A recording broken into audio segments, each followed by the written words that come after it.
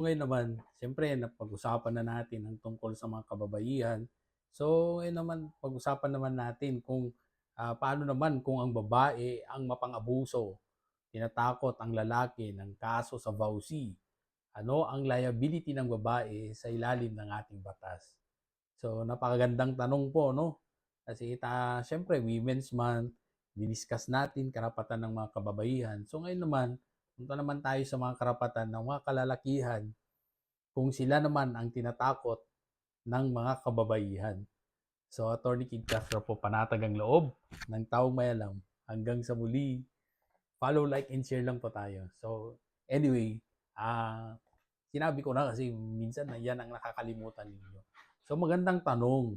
Kasi hindi rin porke na may vowsy ay pwede na itong abusuhin ng mga kababaihan. Kung ang babae ay nananakot lang o ginagamit ang batas para manggigipit, may posible ring pananagutan sa ilalim ng batas dito sa Pilipinas. So, una dyan would be yung kung false o gawa-gawa ang paratang, yung usapin sa vowsy, kung magsampa siya ng kasos na hindi totoo, pwedeng managot siya sa sumusunod. So, una dyan would be perjury. Kung nagsisinungaling siya sa sinumpaang salaysay or affidavit niya, that would constitute a criminal offense. Pwede rin itong false testimony kung nagsisinungaling sa korte habang tumetestigo. Hindi pwede basta mag-imbento, may kapalit itong kaso. So kung ginagamit ang kaso para mangharas, kung paulit-ulit siyang nagbabanta ng kaso kahit walang basehan, so that would constitute grave threat sa ilalim ng ating revised penal code. Halimbawa, kakasuhan kita kahit wala kang ginawa para masira ka, kung may intensyon na manakot o mangikil. So, another also is yung unjust vexation. So, sorry for that.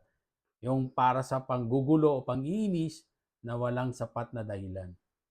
Kung may paninira o public shaming, kung siya ay nagpo-post ng kasinungalingan, naninira sa social media, pwedeng pumasok ang cyber libel sa ilalim ng Cybercrime Prevention Act of 2012.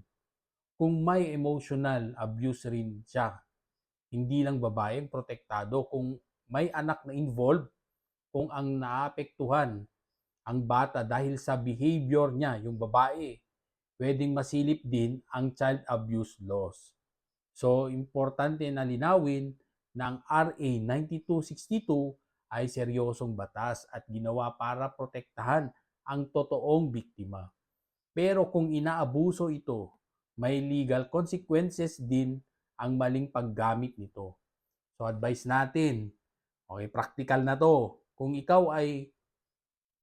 ikaw o kakilala mo ang nasa ganitong sitwasyon, okay, mainam na mag-ipon ng ebidensya. So, anong mga ebidensya na yon? Pwedeng messages, recordings kung legal, and then screenshots. Huwag pumatol sa away online. Kumonsulta sa abogado para sa tamang depensa. So, lagi nyo pong tatandaan, ang pananakot gamit ang vowsy nang walang basehan ay hindi protektado ng batas. Sa halip, pwede itong magbalik bilang kaso laban sa nananakot.